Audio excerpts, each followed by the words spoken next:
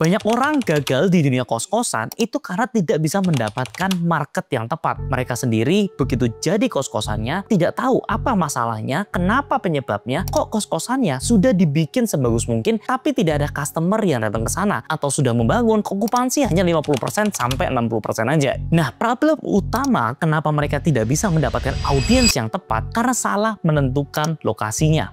Padahal investasi dalam membangun sebuah kos-kosan itu cukup besar, kecuali kalian bisa menemukan cara untuk mendapatkan leverage dari perbankan itu sendiri. Nah, hari ini kita akan bahas secara total gimana caranya kalian itu bisa menentukan lokasi yang paling tepat untuk kos-kosannya kalian. Kita akan masuk ke edisi bangun kos-kosan dari nol. Menentukan lokasi yang terbaik itu kita harus tahu dulu siapa target audiensnya. Nah, ini ibaratnya sama seperti ketika aku membangun sebuah brand F&B. Pada waktu itu aku bikin brand namanya Chick & Co. Di sini dia menjualan burger ayam dan juga ayam geprek. Konsepnya sebenarnya sederhana, melevel up ayam geprek supaya menjadi sesuatu makanan yang layak dimakan sama orang-orang middle class. Tapi masalahnya, ketika sudah berjalan 2-3 bulan, justru brand yang aku buat ini itu tidak bisa mendapatkan respon yang baik. Malahan di awal-awal buka itu nggak bisa rame banget. Sampai kita itu bertanya-tanya, kenapa bisa kayak gini? Padahal kita ini sedang melevel up sebuah makanan yang biasanya ditaruh di tempat pinggir jalan, di outdoor tempat yang panas, sekarang di level up menjadi sesuatu yang di branding dan ada AC-nya, dingin, dan makannya pun jauh lebih proper. Nah, ini menjadi pertanyaan yang paling dasar. Kenapa kita tidak bisa menarik marketnya mereka? Setelah kita analisa beberapa bulan, setiap customer yang datang kita tanyain apa yang ngebedain kita dibandingin tempat lain. Padahal ternyata ayam gepreknya kita harga jualnya sama dengan yang di pinggir jalan dan rasanya pun aku yakin bisa bersaing dibandingkan dengan kompetitor. Dan di sini aku jadi belajar kenapa kita ini gagal dan akhirnya harus tutup, karena kita tidak tahu siapa sebenarnya audiensnya kita,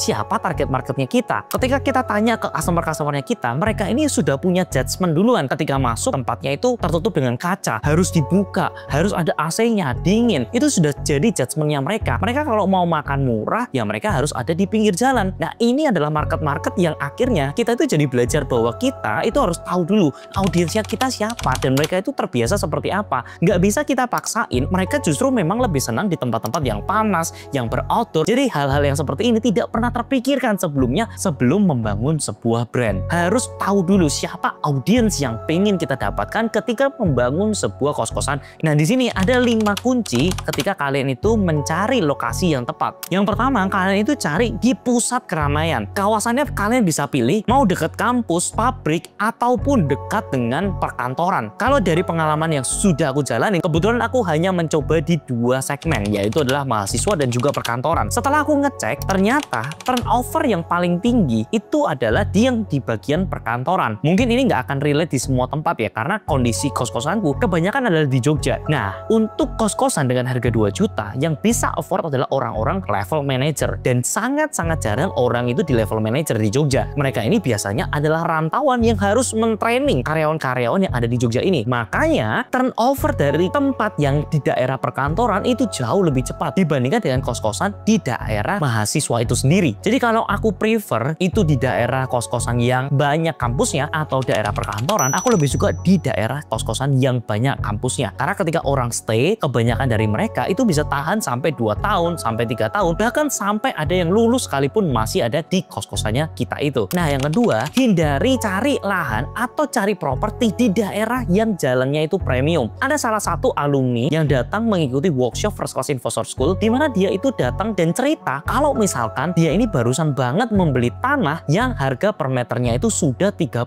juta. Lokasinya itu bagus banget, ada di Menteng, tapi yang menjadi problem adalah tempat yang sudah sangat mahal seperti ini sangat-sangat tidak cocok untuk dijadikan kos-kosan. Akan sangat rugi kalau kalian itu membeli daerah-daerah tanah-tanah yang memang sudah premium duluan. Karena peruntukan ketika kalian itu sudah di angka 30 juta ke atas, pastinya harus kalian itu naik setinggi-tingginya. Kalian harus jadikan itu sebagai tower, sebagai apartemen, tapi yang pasti gak bakal bisa menjadi kos-kosan. Karena gini teman-teman, kalau misalkan kalian itu di jalan besar sama kalian yang di gang kecil, harga tanah per meternya tuh beda jauh. Yang di sini 8 juta, 9 juta, yang di sini 30 juta. Tapi harga sewanya itu nggak jauh beda. Bukan berarti ketika kalian itu di jalan yang premium, itu kalian bisa naikkan sewanya itu sampai 2 kali lipat. Bukan seperti itu. Kalian itu paling hanya bisa menaikkan 20% 30% dari tanah per meter 9 juta tersebut. Makanya akan sangat wise ketika kalian itu lebih memilih yang masuk sedikit dibandingkan tempat-tempat premium, kecuali kalian itu sudah punya warisan dan tidak punya kemampuan untuk ngedevelop apartemen ataupun office tower. Jadi sebaiknya kalian itu jadi kos-kosan aja karena kalian tidak punya choice sama sekali. Nah, yang ketiga, make sure kalian itu jangan beli yang seberangan langsung dengan tempat ibadah. Karena ini menjadi case yang sangat serius. Ketika kalian itu terlalu dekat dengan tempat ibadah, itu semuanya akan sangat-sangat diperhatikan. Belalang itu bakal jadi banyak, kemudian kalian itu akan sangat-sangat disorot. Jadi akan lebih wise kalau kalian itu berada kurang lebih 500 meter atau beda blok aja dengan tempat ibadah tersebut. Nah, yang keempat, cari di daerah yang kos-kosannya diperbolehkan untuk campur. Gimana caranya kita itu bisa tahu kira-kira kosan tersebut itu boleh campur atau enggak? Kalian itu wajib untuk tanya dulu RT RW di sekitar sana, kemudian seberang kiri kanannya. Karena ketika kalian itu bisa mendapatkan kosan yang campur, harga sewanya kalian itu bisa naik sampai 30%, 40%. Aku punya case sendiri di mana kosanku itu sebenarnya bisa disewakan dengan harga 2,3 sampai 2,4. Tapi karena kosannya itu cuma bisa satu gender, makanya kita cuma bisa sewakan mentok di angka 2 juta. Nah, ini menjadi opportunity loss ketika kalian itu membangun dengan biaya bangun yang sama, tapi kalian harga sewanya harus terpangkas 20% karena tidak bisa campur itu sendiri. Karena kita tahu milenial dan Gen Z zaman sekarang itu sangat suka untuk berbaur gendernya, bukan dipisah-pisah antara satu gender kos-kosan cowok doang atau cewek doang. Nah, yang kelima, pastikan kalian itu cari kos-kosan yang di daerah sekitarnya sudah terbentuk kos-kosan itu sendiri. Kenapa? Jangan sampai kalian itu membabat alas di suatu daerah yang belum ada kos-kosannya sama sekali, tapi tiba-tiba kalian tahu-tahu membangun di sana dan berharap kos-kosan kalian itu yang menjadi yang pertama dan yang paling rame. Ada salah satu alumni itu sempat tanya sama aku, "Ton, kalau misalkan ada rumor akan dibangun sebuah universitas di daerah tertentu, sebelum universitas terbangun, aku beli dulu tanahnya, bangun dulu kos-kosannya di sana." Nah, problemnya adalah rumor ini belum tentu terjadi. Banyak banget kan kalau misalkan kita lihat ada pembangunan kampus di daerah tertentu yang ternyata dia juga tidak bisa menarik traffic yang banyak ke sana. Ujung-ujungnya ketika kalian itu membangun kosan di sana, malahan kalian itu buntung atau mungkin aja tidak jadi bangun di sana. Nah, ini yang repot. Nah, aku sendiri lebih prefer daripada mencari atau membabat alas di tempat yang baru, cari di daerah-daerah memang sudah jadi pemukiman kos-kosan dan kita nggak perlu takut bersaing dengan kompetitor. Kita bikin dengan fasilitas yang lebih bagus dan harganya